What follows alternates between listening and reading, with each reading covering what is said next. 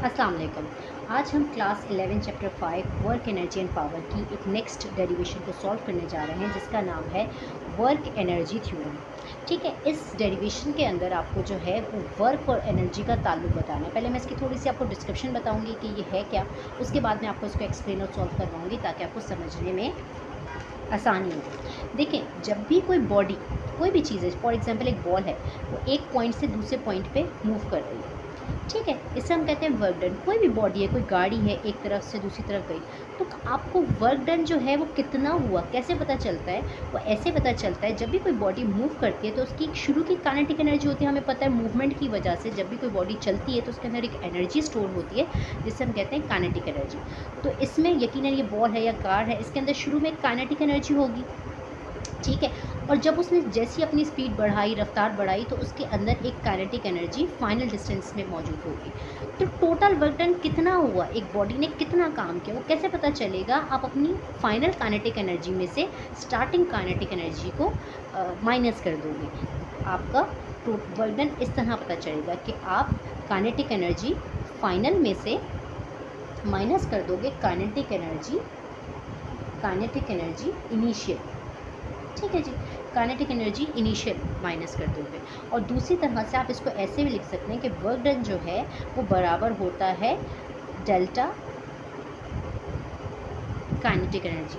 ठीक है, इसका मतलब है चेंज इन काइनेटिक एनर्जी के। तो आपको इसी चीज़ को जो है वो ड्राइव करके बताना है। ठीक है जी, तो स्टार्ट करते हैं। अपने एक बॉडी है जो यहाँ से यहाँ तक मूव हुई है। ठीक है जी, इसकी इनिशियल स्पीड जो है वो v1 है और इसकी जो फाइनल स्पीड है वो v2 है। यहाँ से यहाँ तक बॉडी एक्सेलरेट हुई है जिसे हम a से शो करेंगे, और यहाँ से यहाँ तक का डिस्टेंस जो है वो हम h से शो करेंगे। ठीक है, तो ये तमाम चीज़ें आपको जो है वो किस में मिलती हैं? आप डेरिवेशन स्टार्ट करेंगे थर्ड इक्वेशन ऑफ मोशन से। आपको पता है थर्ड इक्वेशन ऑफ मोशन जो है वो बराबर होता है 2as is equals to vf का स्क्वायर माइनस vi का स्क्वायर। सही है जी, 2as equals to V F का स्क्वायर माइनस वी आई का स्क्वायर। 2 ऐसे आ जाएगा, as ऐसे आ जाएगा, वी एफ की जगह पे आपका क्या आ जाएगा? वी एफ की जगह पे आपका v2 का स्क्वायर आ जाएगा क्योंकि आपकी वी एफ v2 है, और वी आई की जगह पे आपका v1 का स्क्वायर आ जाएगा। ओके, अब आप क्या करेंगे? इसमें a को अकेला छोड़ेंगे, 2s यहाँ मल्टीप्लाई हो रहा है, वहाँ जाके आप जो है उसको डिवाइड करवा देंगे। इसको हमने क्यों डिवाइड करवाया? क्योंकि देखिए वर्क डन जो है ना, वर्क डन वो किसी ना किसी फोर्स की वजह से होता है। ठीक है, और हमें फोर्स का फॉर्मूला पता है, फोर्स बराबर होता है F इजिकल्स टू ma। तो हमें क्या करना है? इस एक्सेलरेशन का फॉर्मूला जो हमने खुद से ड्राइव किया है, v2 का स्क्वायर माइनस v1 का स्क्वायर अपॉन 2s, उसे हमने इस फोर्स के फॉर्मूले में पुट करना है। ठीक है, क्यों? क्योंकि जो वर्क डन हो रहा है ये किसी ना किसी फोर्स की वजह से हो रहा है। तो हम क्या करते हैं? इस फॉर्मूले में इसको पुट कर लेते हैं। F is equals to m ऐसे आ जाएगा, एक ही जगह हमारा आ जाएगा v2 का स्क्वायर माइनस v1 का स्क्वायर अपॉन 2s। ओके, तो यहाँ तक हमने इसको ड्राइव कर लीजिए, सॉल्व कर लिया। अब हमें पता है कि वर्क डन जो है वो बॉडी का वो किसी फोर्स की वजह से हुआ है। Work done is due to the force. So work done किसके बराबर होता है? वर्क डन हमारा बराबर होता है, वर्क डन का फॉर्मूला होता है एफ डी कॉस थीटा। ठीक है जी, अच्छा अब हम इसके बीच में एंगल देख लेते हैं। तो सबसे पहले इस एंगल को हम सॉल्व कर लेते हैं। देखें, बॉडी भी यहाँ पे मूव हो रही है, फोर्स भी यहीं लग रही थी, बॉडी को फोर्स भी एक ही एंगल में लग रही है, मूव भी, तो दोनों के बीच में एंगल क्या हुआ? ज़ीरो। तो जब भी एंगल ज़ीरो के बराबर होता है तो ज़ीरो एंगल हमें पता है उसकी वैल्यू जो है वो बराबर होते हैं 1 के। तो कॉस 0 1 के बराबर हो गया, तो आपका वर्क डन जो है वो क्या हो गया? वर्क डन बराबर हो गया एफ डी के। ओके जी, अब आपने क्या करना है? इस वर्क डन में आपने इस फोर्स की जो वैल्यू है वो पुट करनी है। अच्छा जी, इसका जो इसको है आप ये एस बना लें, एफ एस के बराबर, एफ एस।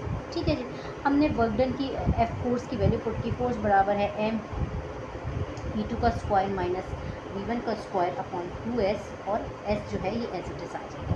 अच्छा, अब ये देखें, ये जो m है ये दोनों से मल्टीप्लाई हो रहा है, ये इससे भी मल्टीप्लाई हो रहा है, ये इससे भी मल्टीप्लाई हो रहा है। तो हम क्या करेंगे? इसको जो है वो मल्टीप्लाई कर देंगे।